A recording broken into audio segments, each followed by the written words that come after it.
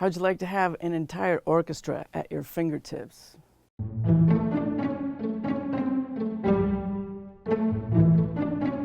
It just takes one sound to make you want to write an entire tune.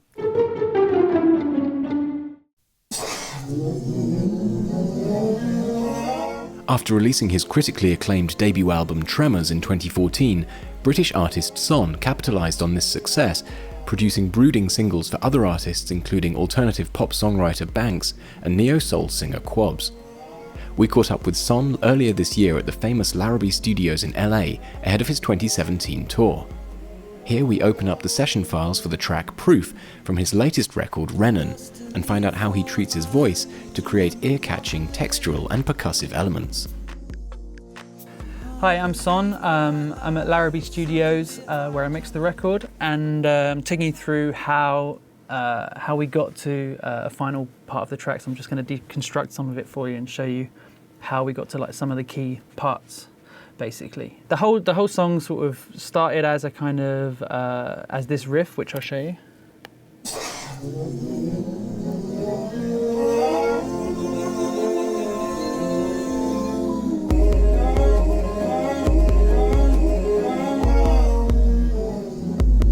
And this is it on its own, so you'll hear it.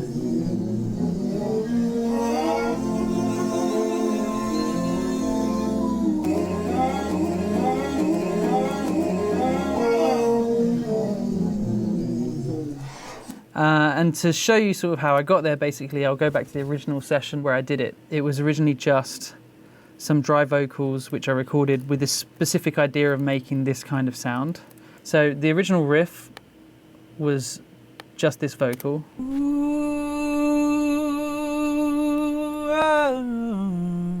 That's it, totally dry. And then I did some harmonies to that.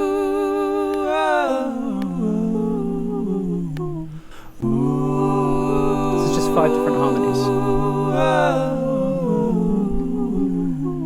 So first of all I did that, and then after I'd recorded them I used a plugin which I used a lot on the record, which is Antares Autotune. And what I used that for a lot of the time wasn't to actually tune the vocals at all, because I wanted them to stay sort of out of tune. But what I ended up doing was extending the sort of throat length. So I used it for the throat length of the sound. So for a quick sort of A-B, so you see what I mean. Without it, it was this.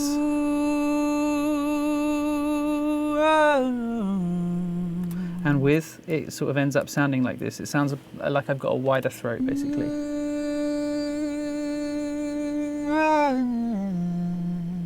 Basically, it just makes me sound a little bit more butch than I actually am. So I did that, and I did that to all 4 tracks. And then the last one, the very low one, I also transposed by an octave. And also, as you can see, like the throat length is constantly bigger. So then what I ended up with all 5 voices was this.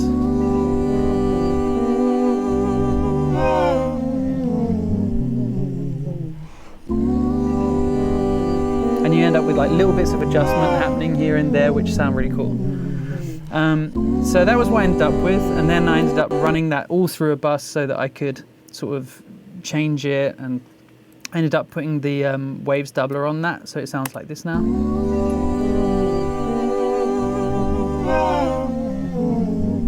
It's kind of like making it more like an ensemble thing. Then basically, because of my sort of limitations of how I work, generally I'll bounce that down and say, right, I don't want to be able to mess with that anymore. I'd just bounce it down into a single 2-track, which is what I did here. But then I think what I must have done is decided that I'd try reversing it just to see what it sounded like, and I ended up with this.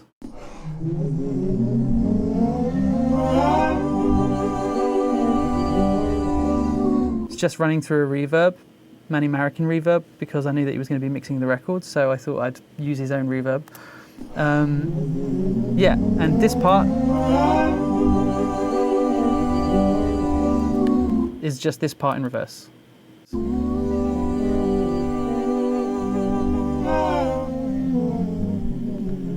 And then what happens is, I do this quite a lot, I end up just sort of cutting up the wave, so I ended up with this little section over here. which is just the same thing. It's like all of it, but just cut up into different pieces.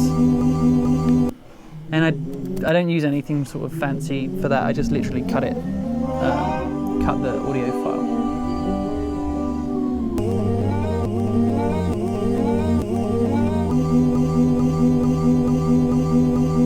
So that was version 1, and I went through like 14 versions before I got to this version, where I started using the reverse and the forwards version of it to create sort of the background of the song, basically.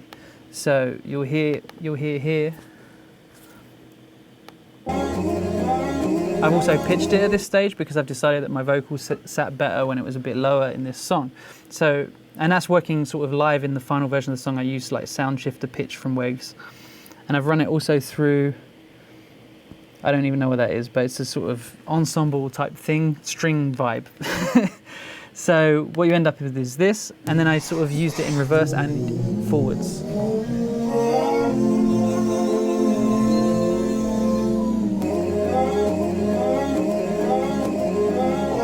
So you hear the original sort of come back now forwards.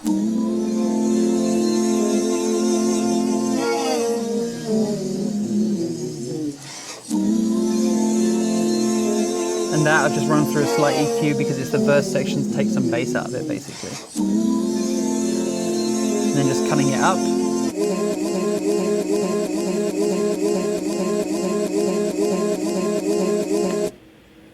So that's the verse, that's the whole verse section. And then I get to the chorus and I put it back reverse again.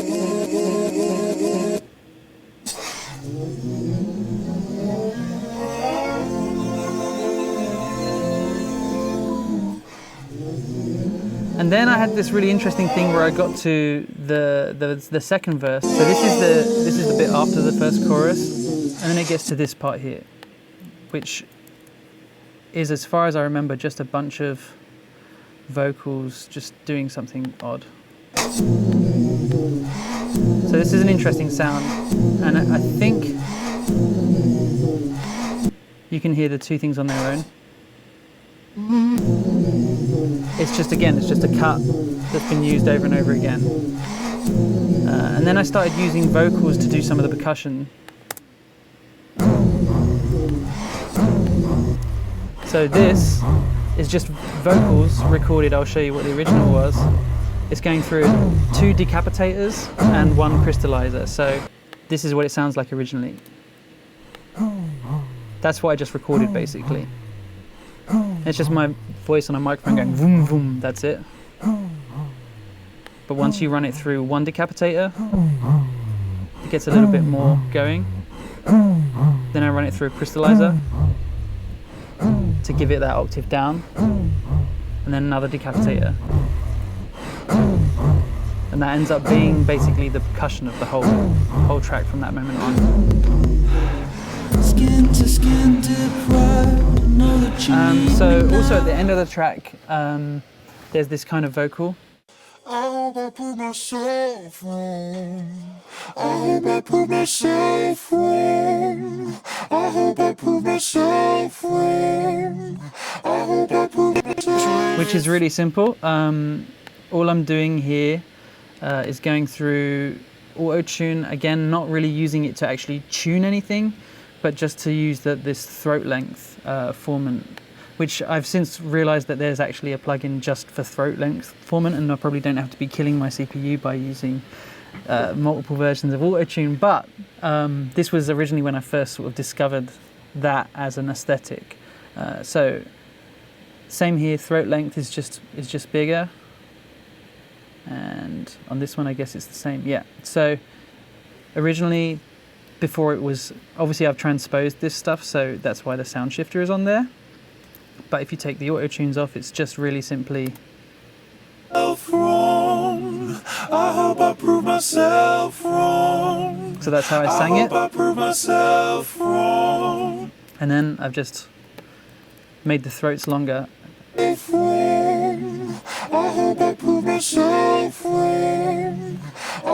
But the important thing is, when you use an effect like that, is to sing to the effect and not to just do it necessarily straight on a regular vocal. It's kind of, you can hear on one of these vocals I'm singing really weirdly when I'm singing dry.